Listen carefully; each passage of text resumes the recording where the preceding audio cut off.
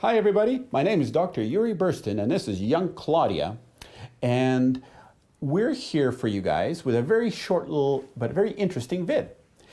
So a couple of weeks ago I did a talk for my niece's Girl Scout troop talking about the human-animal bond, and at the end of that talk we had a little Q&A session.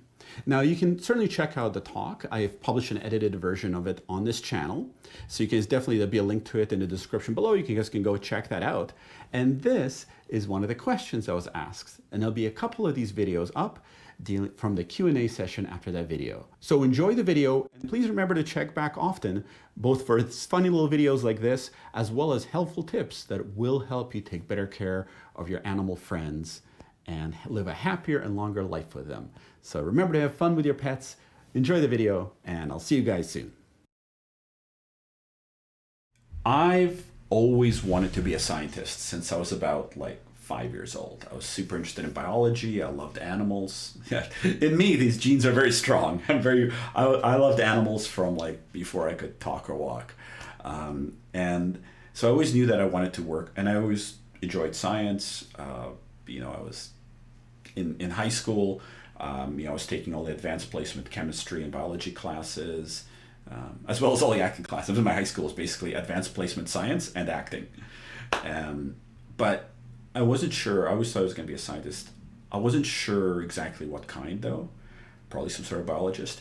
And when I went to university, my first year of university, I kind of realized that maybe I wasn't suited to being a scientist, because I realized that scientists mostly just sit in front of a computer all day or at a lab desk.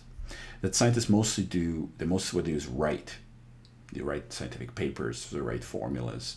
In terms of animal-related work, scientists either count animals from a distance through a telescope, or they basically torture them for knowledge.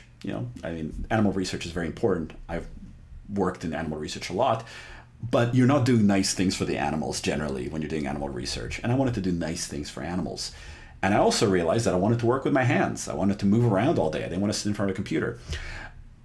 And I was like, man, that's annoying. I spent my whole life wanting to be a scientist. And I'm like, I don't think I want to be a scientist anymore. Dang. I still want to be in university, though. I love university. And then what I did was actually, we were sitting around the dinner table, and one of my mom's friends, her father was a veterinarian in the Russian cavalry during World War I and World War II. We started talking about this, and one thing led to another, and ended up going to, and I had a dog named Rosebud at the time, and I went up to taking Rosebud to the vet, and I asked them if I could hang out and shadow them and see what veterinarians did.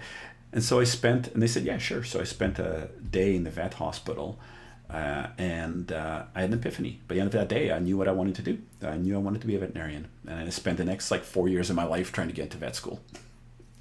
So yeah, it was a completely irrational and poorly thought out decision. It's kind of 100% emotional or instinctual.